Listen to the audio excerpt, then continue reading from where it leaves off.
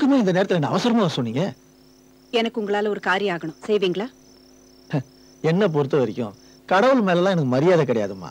காசு மேலதான் மரியாதை. காசை கொடுத்துட்டீங்கன்னா நீங்க சொன்னதை நான் செஞ்சிடுவேன். ஆக வேண்டிய காரியம் என்னங்கறத சொல்றேன், கவனமா கேட்டுக்கங்க.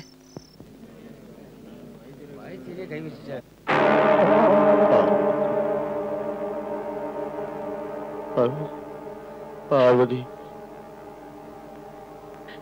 பெரியம்மாவை போய் கூட்டிட்டு வாங்கம்மா. தப்பா நினைச்சுக்காதீங்க, ஒரு சின்ன விஷயத்துக்காக அக்கா என் மேல கோவமா இருக்காங்க.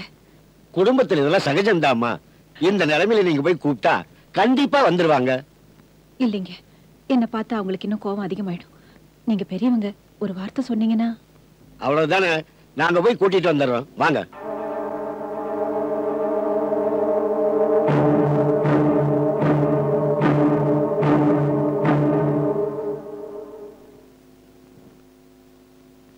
நாச்சியாரே, நாச்சியாரே,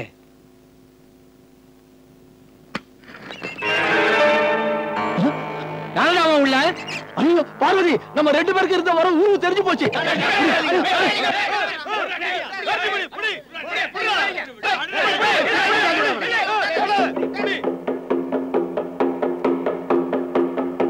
இங்க என்ன சத்தம்? அட ஏமா நடிக்கிற?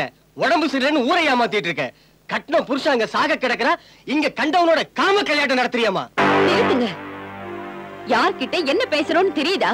நல்லா தெரிஞ்சுதான் பேசுறோம். உங்களோட படுத்து கிடந்தோம், பயந்து உன் அசிங்கத்தை கண்ணால பார்த்தமே. இப்படி அபாண்டமா பேசினா நாக்கு அழுகி போயிடும். சும்மா பேசாதம்மா. இந்த கிராமத்திலேயே கோயிலுக்கு அப்புறம் மதிப்பு மரியாதையும் கொடுக்கிறது இந்த குடும்பத்துக்கு தான். நியாயத்துக்காக வாழ்ற இந்த வீட்டுல நடத்த கட்டவ நீ இருக்க கூடாது. கடவுளே, ஐயோ என்ன விட்டுட்டு போயிட்டீங்களே. அம்பலாரி எழுந்துட்டாரு. உன் நிழல் கூட அந்த புண்ணியமா மேல படக்கூடாது. டேய், இந்த பொம்பளை வீட்டுக்குள்ள வச்சு பூட்ட விடா. ஐயா வணக்கம் பண்ணிட்டு வந்து இந்த பொம்பளைக்கு அந்த பயலுக்கு ஒரு முடிவு கட்டலாம். என்னங்க, வேண்டாங்க, என்ன விட்டுடுங்க. கடைசியா ஒரு தடவை அவர் முகத்தை பார்க்க விடுங்க. இல்ல, எடுத்துட்டு போங்க. ஐயோ வேண்டாம், என்ன விட்டுடுங்க.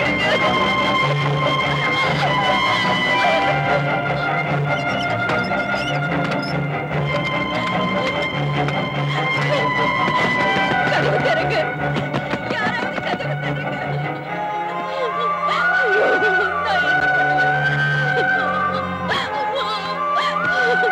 உங்களை பார்க்க விட மாட்டேங்கிறாங்களே.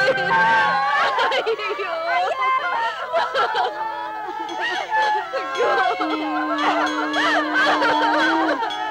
இப்படி விட்டுட்டு போயிட்டீங்களே.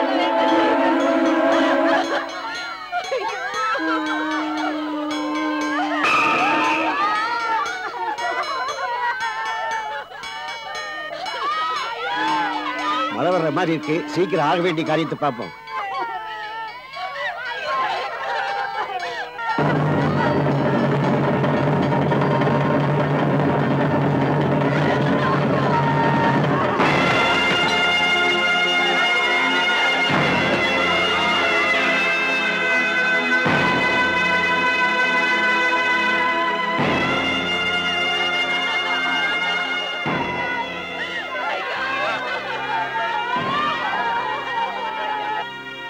உங்களை எல்லாம் கையெடுத்து கும்பிடுறேன். கடைசியா அவரை ஒரு தடவை பார்க்க விடுங்க. நான் அவரை பார்க்கணும். சும்மா அழுது அடம் பிடிக்காம உள்ள போ.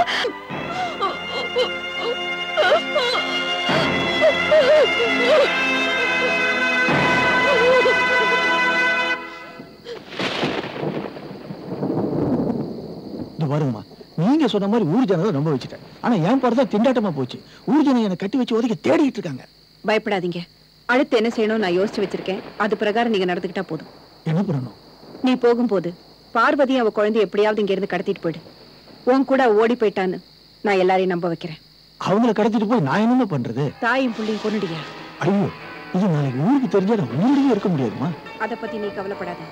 சொல்ற மாதிரி சொன்னா எவனும் நம்புவான். உங்களுக்கு எவ்வளவு பணம் வேணும்னாலும் நான் தரேன்.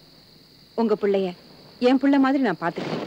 கொஞ்ச காலத்துக்கு அப்புறம் எல்லாம் சரியா போயிடும். அம்மா, உங்களை நம்பிதான் நீங்க சொன்னதெல்லாம் செஞ்சேன். என் பையனை நல்ல விதமா பாத்துங்க.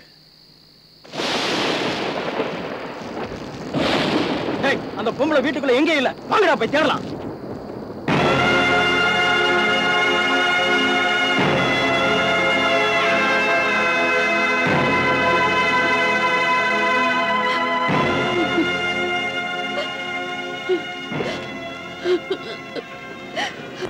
அநியாயங்களை இப்படி தவிக்க விட்டுட்டு போயிட்டீங்களே.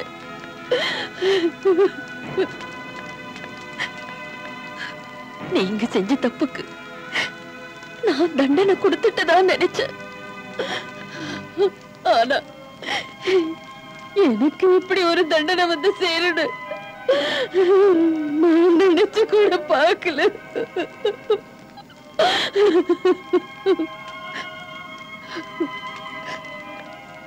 ஊரு ஜனங்க என்ன கேவலமா பேசுறதெல்லாம் உங்க காதுல விழலையா?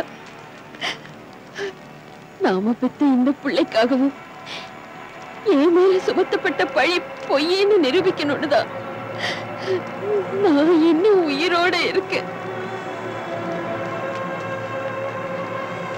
என் முந்தான விலகுனது உங்க ஒருத்தருக்கு மட்டும் தாங்கிறத நாம பெத்த இந்த பிள்ளையால நிரூபிப்பேன்.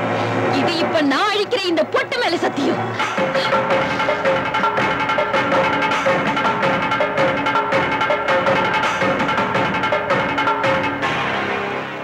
நீங்க ஆசைப்பட்டபடி நம்ம மக ராஜதுரைக்கு பரிவட்டம் கட்டி அடுத்த அம்பலக்காரராக்குவேன். அது இப்ப நான் எடுத்து போடுற இந்த பூ மேல சத்தியம்.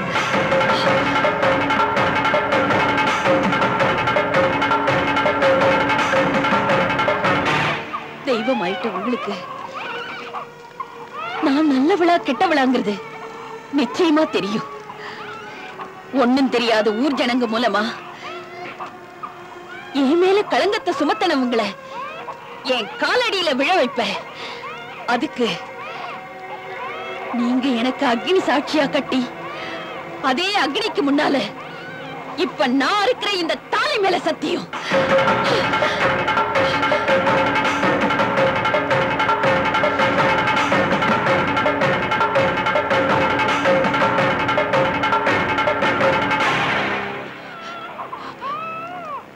உங்களுக்கு கொள்ளி வைக்க வேண்டியது நியாயமா இவன் தான்.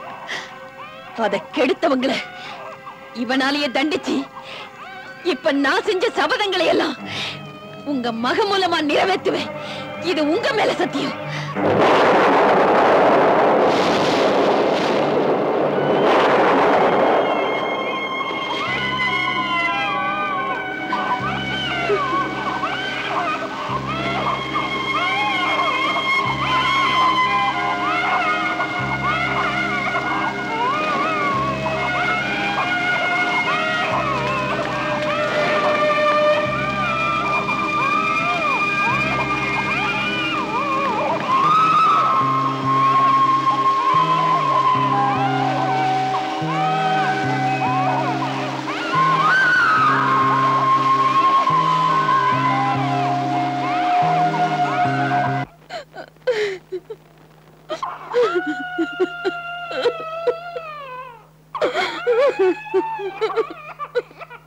ராமதுரை நான் மதத்தால வேறுபட்டாலும் மனசார உறுதாய் வைத்து பிள்ளைய மாதிரிதாமா பழகணும். அந்த குடும்பத்துக்கு ஏதாவது பிரச்சனைன்னு ஏற்பட்டா அதை தீர்த்து வைக்க வேண்டியது என் கடமைதாம்மா. ரொம்ப நன்றி. என்ன ராஜதுரையை வளர்த்து பெரியவனாக்க வேண்டியது உங்களுடைய பொறுப்பு. குழந்தையோட நீ இங்க இருந்துருமா. உங்களுக்கு எந்த குறையும் வராம நான் பாத்துக்கிறேன். இல்லன்னு நான் இங்க இருந்தா என் குழந்தை உயிருக்கு ஆபத்து. என்ன தடுக்காதீங்க. நான் ஒரு நாள் நிச்சயமா திரும்பி வருவேன்.